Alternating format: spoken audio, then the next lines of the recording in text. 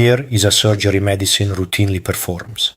A patient has severe obesity, a recognized medical condition that may already be affecting their health, mobility, and quality of life. They have considered an irreversible operation intended to alter how their body processes food and supports weight loss. The procedure carries significant risks. Afterwards, the patient must change how they eat, monitor nutrition, attend follow-up appointments, and adapt their daily habits for the rest of their life.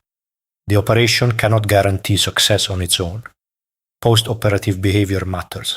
Some patients regain weight, develop nutritional problems, or struggle to maintain the required changes.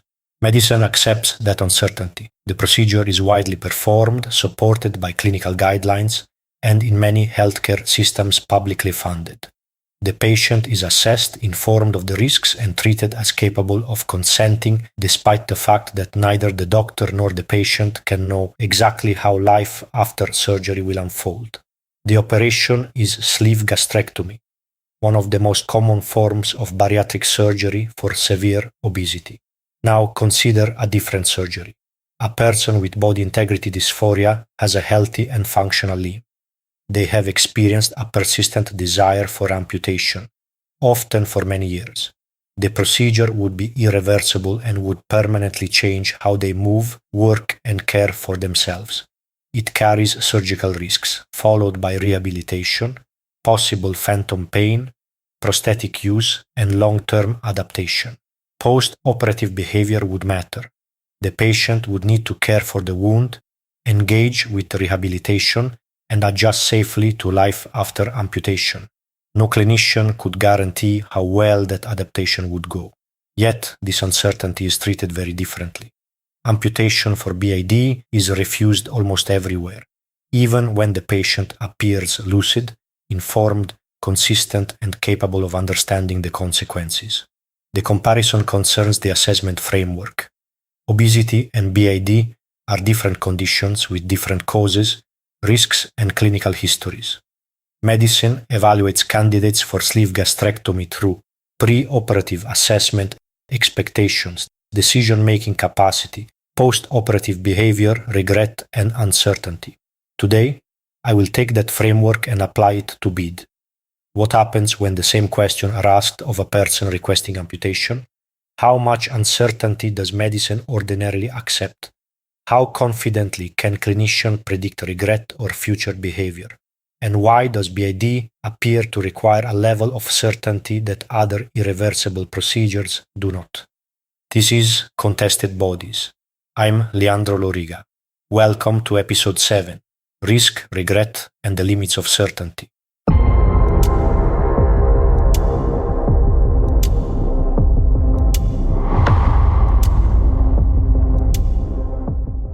In previous episodes, I examined how surgeons assess requests for elective bodily modification. From the interviews, I reconstructed 4 recurring tests: motivation, duration, risk, and realistic expectations. A carefully assessed patient with BID may satisfy those tests. Another standard then enters the decision: body harmony. The desired body falls outside accepted ideas of proportion, naturalness, and anatomical completeness.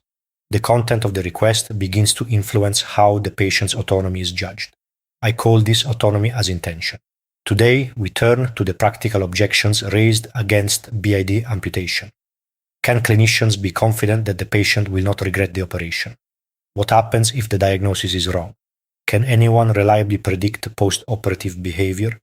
Should surgery be delayed in the hope that a less invasive treatment may eventually appear? These are legitimate medical concerns. An irreversible operation demands careful assessment. The difficulty is consistency. Medicine faces the same uncertainty in other major procedures. Patients may regret surgery. They may fail to follow post-operative guidance. Their future behavior cannot be predicted with certainty. Better treatments may emerge later. In those cases, uncertainty leads to assessment, informed consent, and follow-up care. With BID, uncertainty is often used to close the discussion entirely.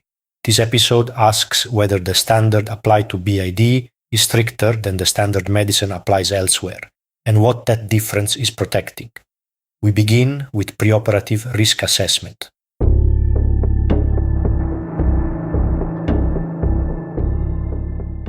Before surgery, clinicians must decide whether the patient has the capacity to consent. The language can become confusing because capacity and competence are often used as though they mean the same thing.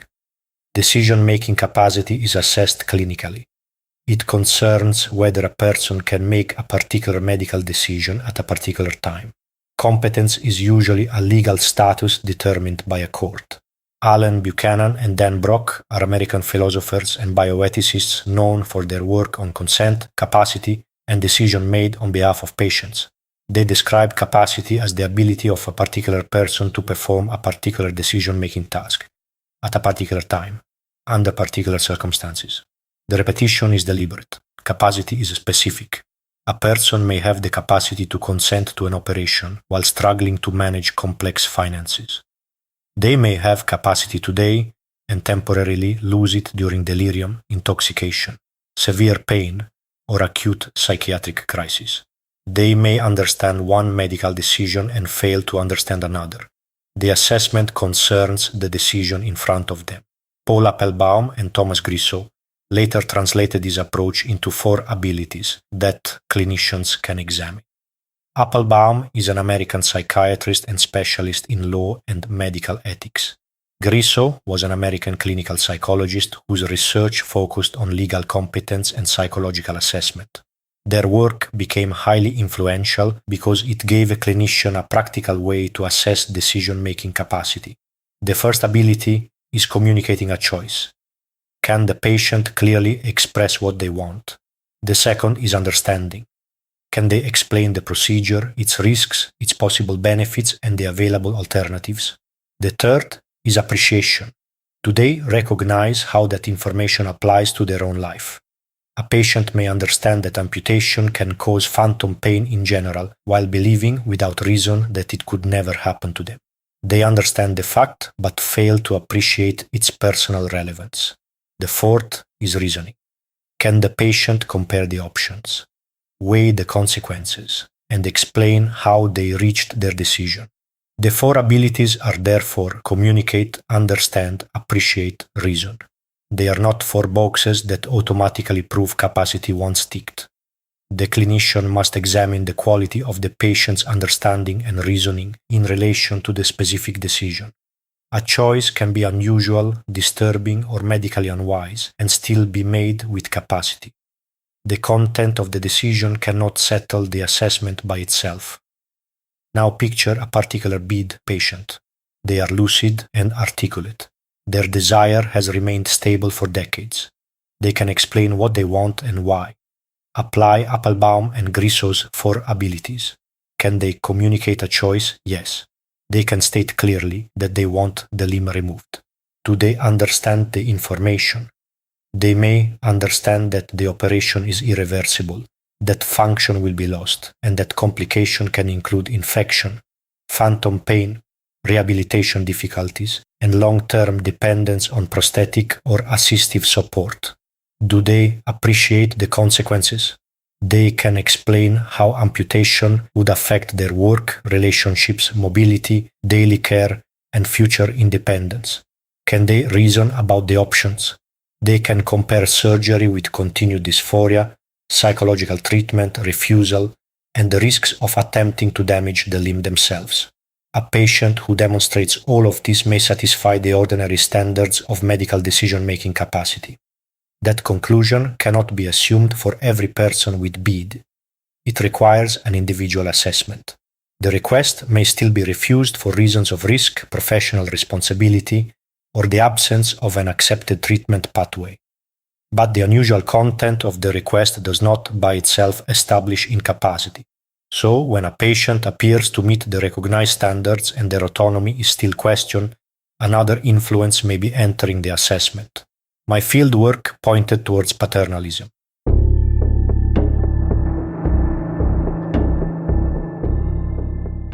Across the interviews, a recurring pattern appeared. Patients who rejected medical advice were more likely to attract doubts about their decision-making capacity.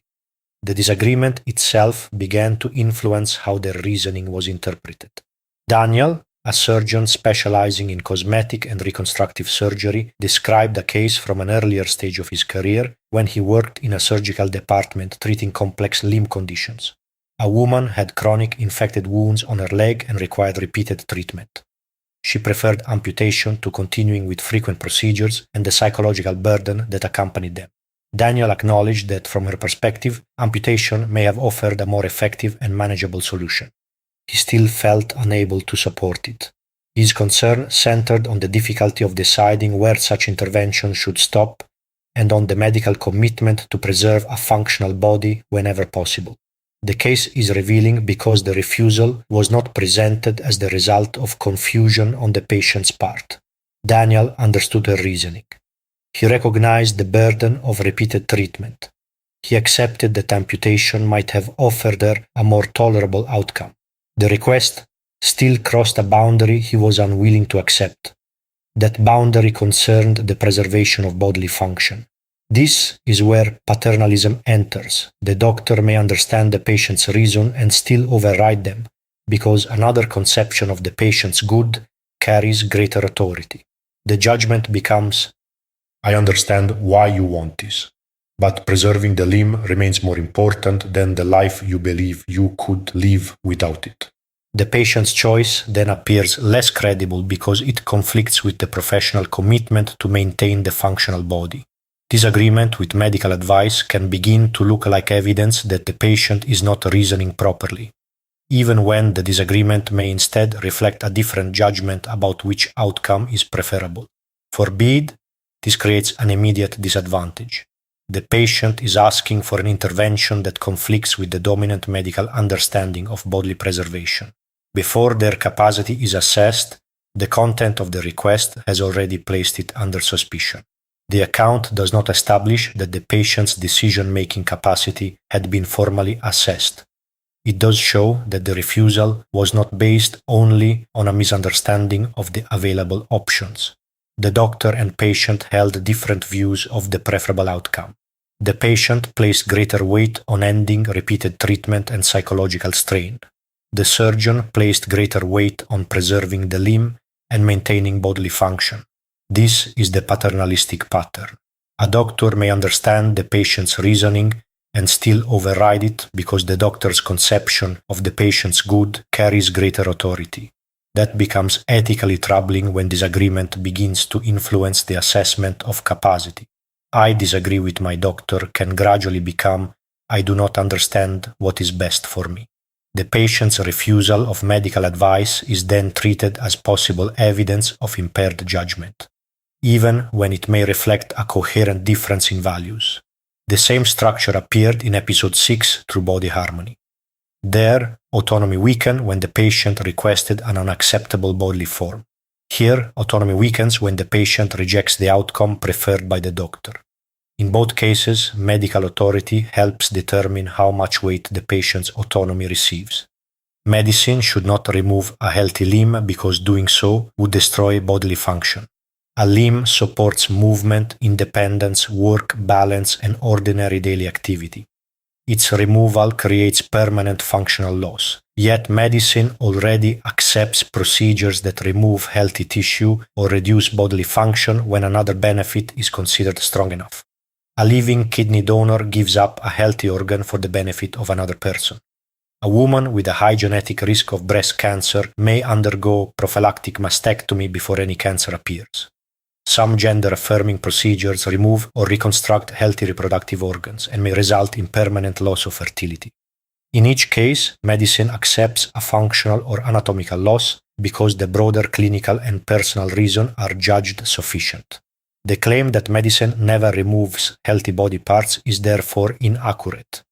The relevant question is which losses medicine accepts, for which purposes, and under what conditions. My interviews suggested that visibility also influences that judgment. I asked whether removing a non-vital internal organ might be considered more acceptable than removing a limb. The responses differed. Some professionals regarded the internal procedure as more acceptable.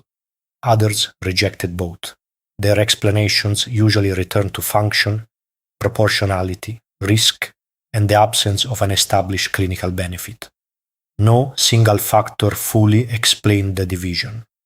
Still, the external form of the resulting body appeared to carry particular weight. Removing an internal organ may leave the visible outline of the body largely unchanged. Removing a limb produces an immediately recognizable departure from the conventional human form. That difference brings body harmony back into the assessment. The issue is therefore broader than function alone.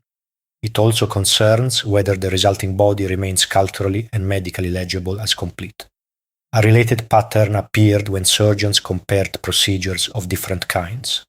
Some highly invasive operations were viewed as relatively acceptable when they restored familiar proportions or preserved the person's recognizable appearance. A less extensive operation on the face could attract greater psychological scrutiny because it altered the feature through which the person is most readily identified by others. A body lift certainly changes outward appearance. Its purpose, however, is usually to move the body towards a familiar aesthetic form after major weight loss. Rhinoplasty can alter facial identity, even when the operation is physically less extensive. The amount of tissue affected, therefore, did not always correspond to the level of concern about motivation, identity, and autonomy. Functional loss mattered. Surgical risk mattered. Visibility and cultural recognizability mattered as well. The refusal of BID cannot therefore be explained by function alone. It also reflects assumptions about which bodily forms medicine is prepared to produce.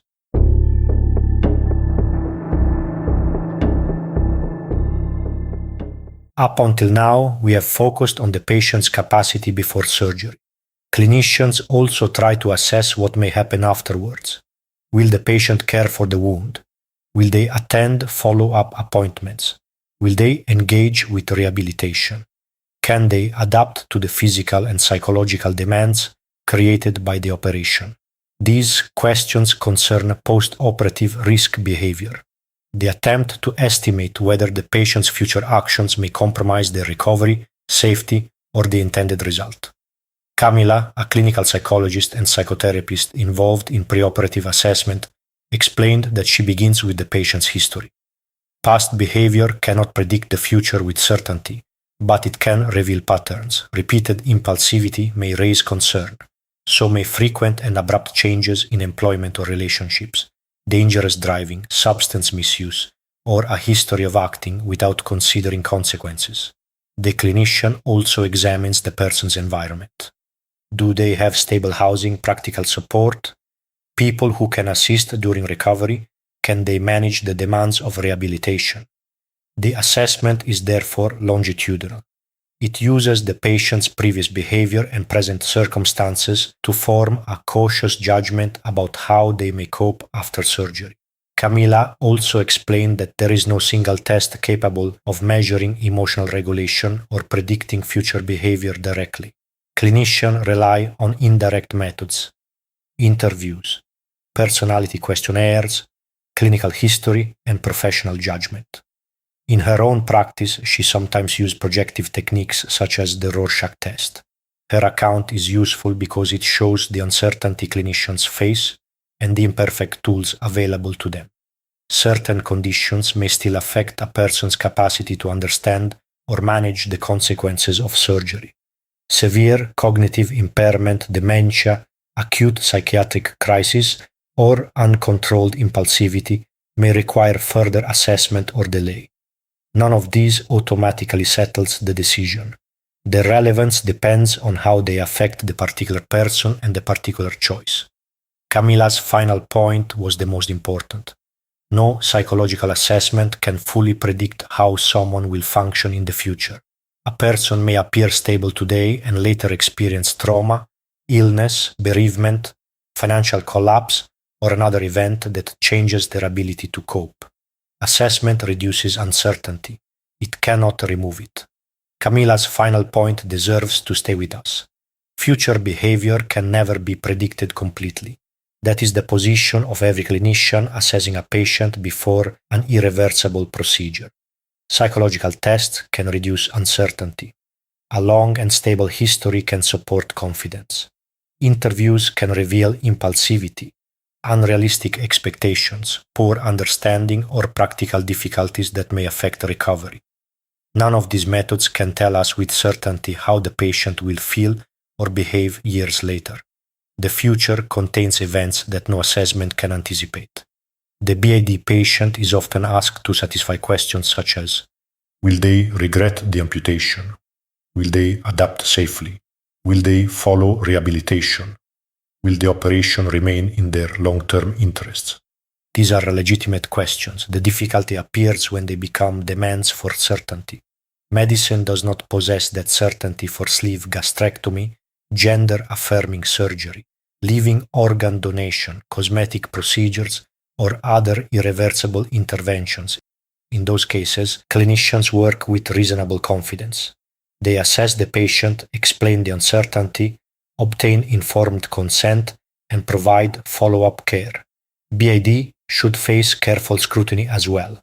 The same standard should apply. Suppose a non-surgical therapy for BID is eventually developed. Would it be better to delay amputation and preserve the limb until that option becomes available? Amputation is permanent. A future therapy might relieve the dysphoria without removing healthy tissue.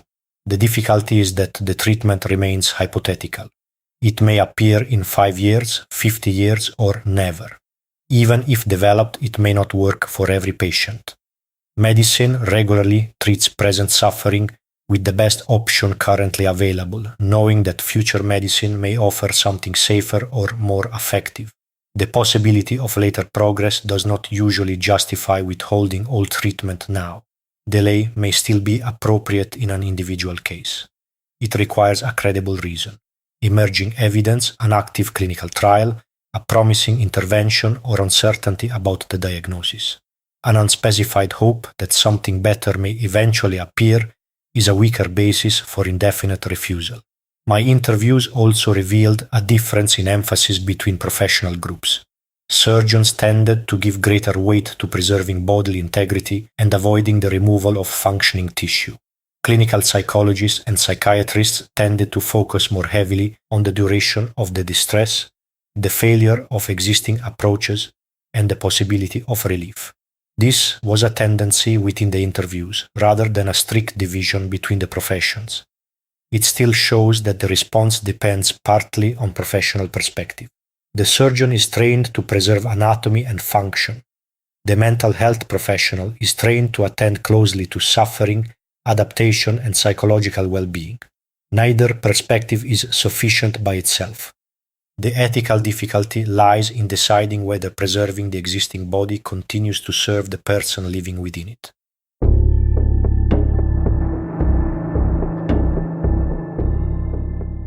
The comparison with bariatric surgery first emerged during an interview with a clinical psychologist. Obesity is a complex medical condition involving excess body fat that can damage health.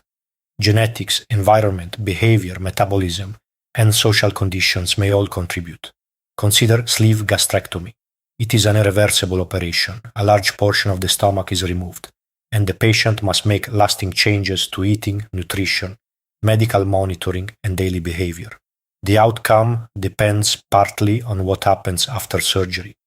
Clinicians cannot guarantee that the patient will follow every recommendation, avoid weight regain, or feel satisfied with the result. Medicine has nevertheless developed a pathway for assessing and managing those uncertainties. Camila, the clinical psychologist introduced earlier, described two initial considerations. The first was suffering. How seriously is the condition affecting the person's health and life? The second was motivation. Is the patient prepared to participate in treatment, adopt the required changes, and take responsibility for the demands that follow surgery? Suffering alone does not establish suitability. The patient must also be willing and able to engage with the process. Camila then described the preoperative assessment in greater detail. The patient must understand the operation and its consequences. They must recognize that surgery requires permanent changes in behavior.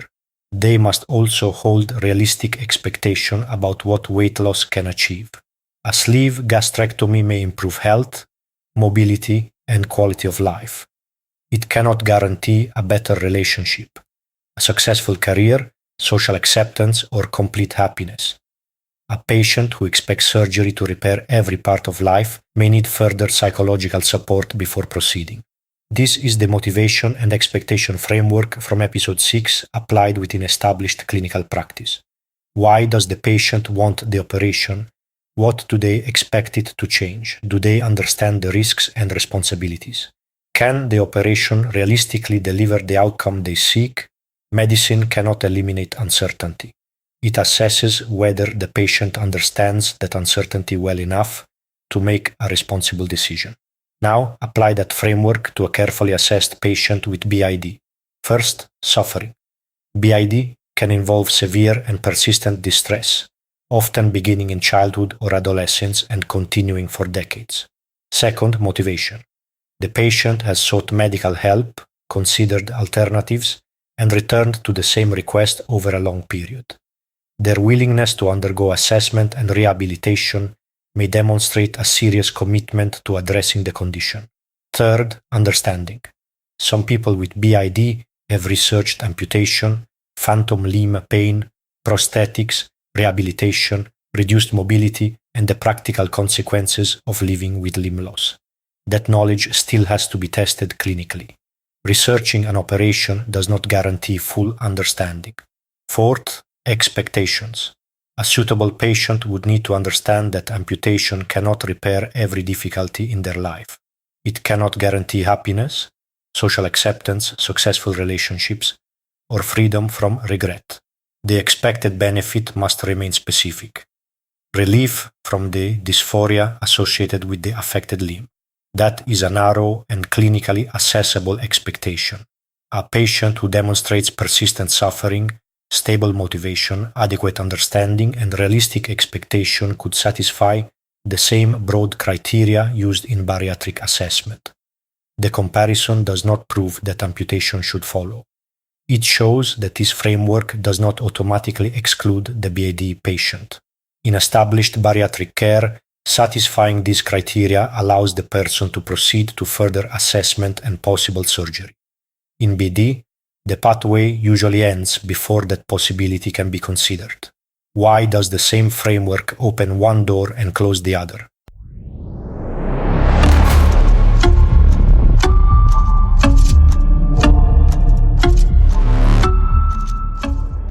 Risk cannot be removed from irreversible surgery. Medicine manages it through assessment, informed consent, realistic expectations, and follow-up care. Regret remains possible. Future behavior remains uncertain. A better treatment may appear later. These facts apply to sleeve gastrectomy, living organ donation, cosmetic surgery, gender-affirming procedures, and many other intervention medicine already performs. With BID, the same uncertainties are often treated as sufficient grounds to end the discussion. The difference lies in the threshold. Accepted procedures require reasonable confidence. The episode also revealed another part of autonomy as intention. A patient who agrees with medical advice is less likely to have their capacity questioned. A patient who reaches a different conclusion may attract renewed scrutiny, even when the disagreement reflects a coherent difference in values. Daniel's account captured the tension. He understood why the woman with chronic wounds preferred amputation. He recognized the burden of repeated treatment and accepted that her preferred option might offer a more manageable life. His commitment to preserving bodily function still carried greater authority. For the BID patient, this imbalance exists from the beginning. The request already conflicts with the dominant medical view. The assessment therefore takes place on tilted ground. The clash between medical and societal authority and individual and patient autonomy appears in the standard of proof itself. How much certainty the patient must provide before their choice is allowed to count. Next time on Contested Bodies, we turn from refusal to responsibility. Some people denied treatment have attempted to destroy the unwanted limb themselves. Others have sought unsafe or clandestine assistance. Severe injury, emergency amputation, and death have been reported. When refusal contributes to that chain of events, who carries moral responsibility? The patient who acted, the clinician who refused, the institution that offered no alternative pathway, or the wider medical and social order that decided which bodily transformation could be considered legitimate. Episode 8 examines how responsibility is distributed when medical authority closes the door and the patient acts outside it. That is where we go next. Episode 8. Moral Responsibility. I'm Leandro Loriga. This has been Contested Bodies. Thank you for listening. I'll see you next time.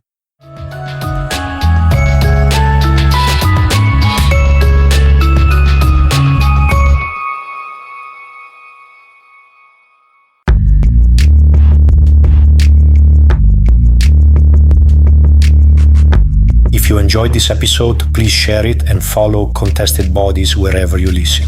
Contested Bodies is independently written, produced and hosted by me, Leandro Loriga.